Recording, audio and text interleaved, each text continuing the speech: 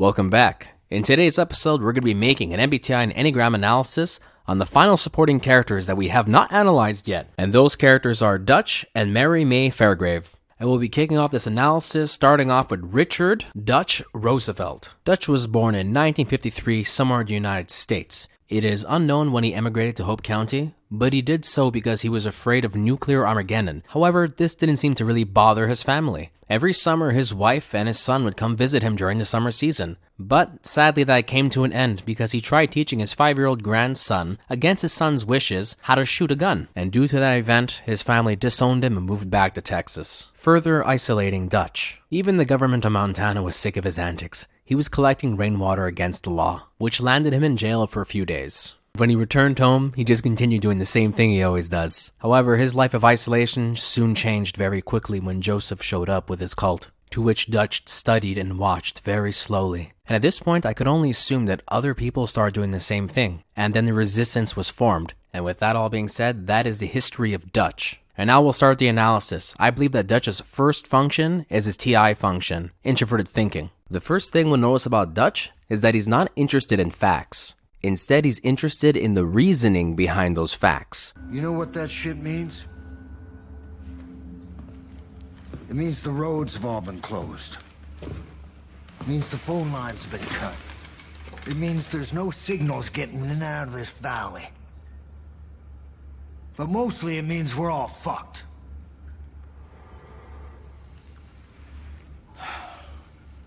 Goddamn collapse. They all think the world's coming to an end now. They've been waiting for it. For years. Waiting for somebody to come along and fulfill their prophecy and kick off their goddamn holy war.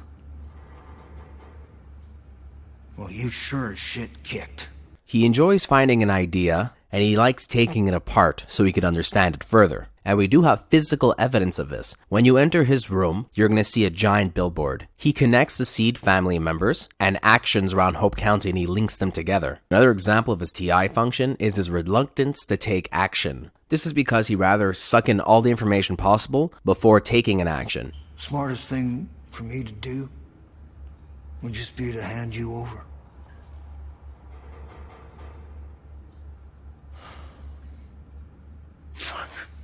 This type of thought process is the exact opposite to a TE user. TE users are very interested in facts, and when they get the facts they need, they'll take the action right away, while a TI user needs to absorb all the information first. Dutch's secondary function is the SE function, extroverted sensing, and this function is best seen once Dutch comes to conclusions, because then he will take action. And he does this through your character.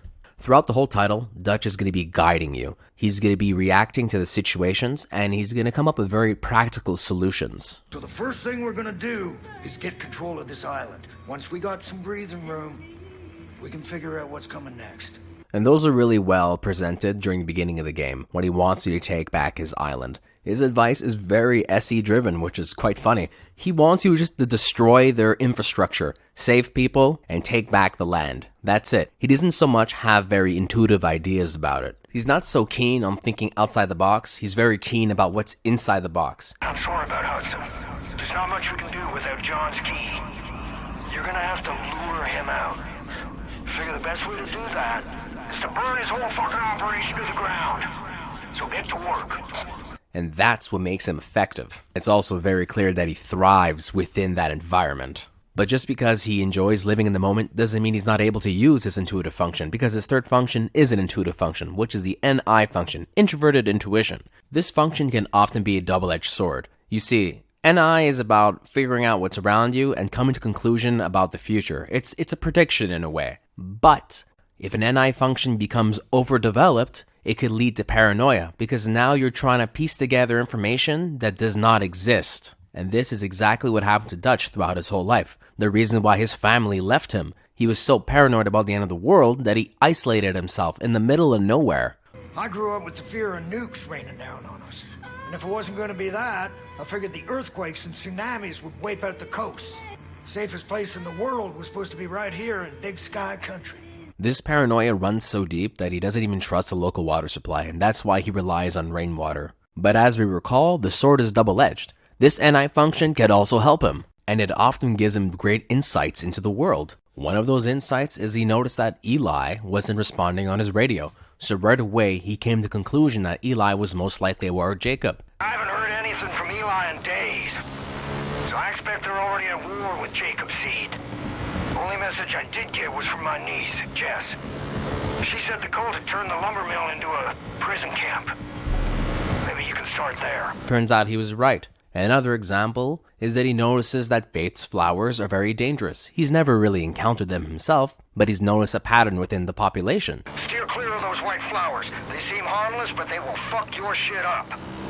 If you don't believe me, just wait until you come across some of those shambling junkies. Cult calls them angels. And the final example is not so much of an example, but a statement. About 80% of the time, Dutch can predict when the seeds are going to come after you, and he warns you beforehand. Ah, shit. He's coming for you again, kid. You better be careful. Those hunters could be anywhere. And the best part is that the game never really tells you how he picks up this information. And due to that lack of information, it could lead to speculation. But I digress. His fourth function is the FE function, extroverted feeling.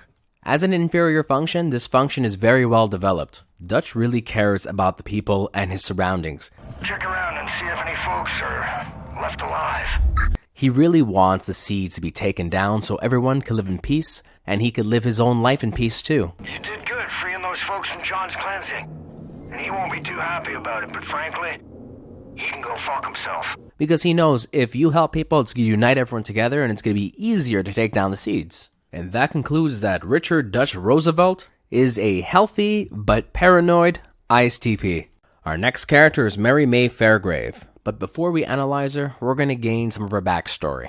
Mary was born in 1993, Hope County, Montana. She lived with her family, her mother, brother, and father. However, that all changed when John came into town and decided to take interest in Falls End. It is very unknown to what happened to her mother, but we know that her father eventually killed himself and her brother was brainwashed to join the cult. As you can imagine, this enraged Mary. And when you're angry, you make impulsive decisions, and that's exactly what she did. Now you're wondering, what did she do? Well, she decided it was a good idea to go to John's compound to get some answers. And surprise, surprise, she got caught. The cult took her and forcefully baptized her. Immediately after that, she got to meet John, and he decided that her sin was envy, and then he proceeded to tattoo it on her. Normally the story would end there, but you see Mary's very lucky. She had a family friend named Will, and he was secretly working within the cult. He decided he wanted her to be free and not imprisoned. But instead of just being rescued, she decided, no, we're gonna break out my brother Drew. She succeeds and gets rescued by Jerome Jeffries, aka Pastor Jerome. But due to circumstance, they end up holed up within Will's old house. And with John hot on their tail, they decide to split up. Pastor Jerome and Will take to the hills to keep watch. And during that escape, her brother turns on her and points a gun to her back and admits that he's the one that killed her father. In her rage, she also kills him, which is exactly what the cult wanted. They wanted to draw her out. And John informs her now that he has a secret against her, and now she has to leave. And that concludes her backstory and history. If you're wondering where I got this information, I suggest looking up Far Cry Absolution. And with her backstory out of the way, we're going to start our analysis. Mary's first function is the SI function, introverted sensing. Almost every single action she takes is influenced from her past. I understand she has trauma behind everything that's happened. However, she cannot move on. In my book, if you align yourself with Eden's Gate, done. There's no switching sides. She gets many opportunities to leave Hope County, but instead she says, no, I'm going to take care of my family bar. This is what I'm going to do, and this is my duty to its people. And this function is so strong that even after the collapse occurs, the nukes hit and everything blows up, she doesn't go underground in a bunker. She decides to stay overground and take care of the bar. She refuses to let it go. And this leads companions like Grace to speculate that she died from long-term radiation exposure. For Mary, Indiana is only one way and one way only. I did this in the past, I'm going to do this in the future. And those are signs of a very unhealthy SI function. Mary's secondary function is FE, extroverted feeling. And this is a function that Mary uses pretty well. She's very concerned about everyone's emotions around her, and she's very accommodating to them. This is one of the reasons, other than her SI reason, why she runs the bar. She does it because she does it for the people and for the community. She wants everyone to be together and live in harmony and work as a team. And she will become aggressive if you're against that. And luckily for you, you don't have to face her aggression because you're on her side. Another indicator of her FE function is her openness to her emotions. She expresses everything. Not once do you see Mary hold anything back. She will always be honest regardless of the situation. I hope you thank Pastor Jerome for rescuing you. Folks in the Resistance were scared about hitting the cult's convoy. You should have heard the words he said about you. It was really moving. And that leads to our next function, which is a TI function, introverted thinking. And we don't have too many examples of Mary using this function, and that's due to her being heavily one-sided. But there are 2 examples of it. One of them is an analysis she made about her friend Merle. You see, Merle is a drunk, and his excuse is, oh, I started drinking because I saw the collapse. But the truth is, he started drinking because he was dating a girl, and he was just messing around all the time, and he didn't become serious. And this led her to leave him. So the main source was her leaving him, and he just can't accept it. Whether or not it's true doesn't matter. What matters here is how she was thinking about it. She saw that there was an issue, and she figured that, okay, we're going to go into this and we're going to find the source. And if we remove the source, then we can cure the issue. Underneath all that clowning's a sad, sad man. The secondary example is more of a cautionary one. She notices that people are abusing booze, and if you're driving your car while under the influence, you're going to harm yourselves. And we also can't forget that, there's cultist psychos everywhere trying to kill everyone all the time. So drinking too much is not exactly recommended. Mary's inferior function is the NE function, extroverted intuition, and she completely neglects this function due to her overdeveloped SI function. The consequence of a neglected NE function can be seen in how she thinks about the world and others' choices. A good example of this is when she refuses to understand how Pastor Jerome could accept anyone back from the cult into his flock. Pastor Jerome's a saint. I don't know how he can forgive his old friend. In my book, if you align yourself with Eden's Gate, done. There's no switching sides.